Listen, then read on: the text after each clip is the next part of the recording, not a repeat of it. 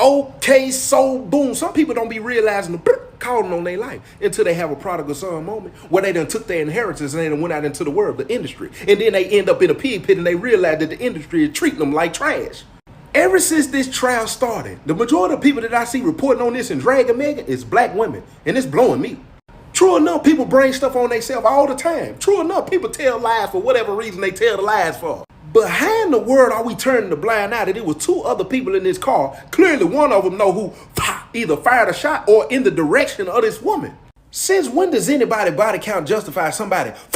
Since when does anybody drinking and probably getting intoxicated and doing and saying certain things justify them getting Since when did it matter because she's an entertainer and she didn't want to expose her public life on an interview and she told a lie that it justified her being Had this been your sister, had this been your mama, had this been your niece, had this been your cousin, had this been anybody that you were related to or close friends with, that somebody, you would, How in the world are black women so hard on one another, especially in a situation like this? But guess what though? All things work together for the good of those who was called according to his purpose. This too shall pass. We watched this black woman go through obstacle after obstacle, take hit after hit, and still what does she do?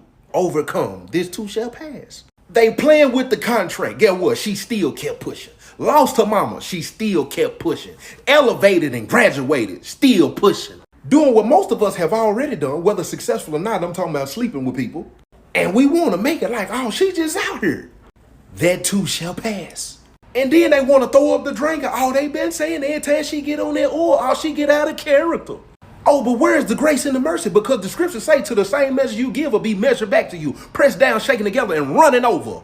We holler out protect black women and then we selective on when we want to protect the black woman.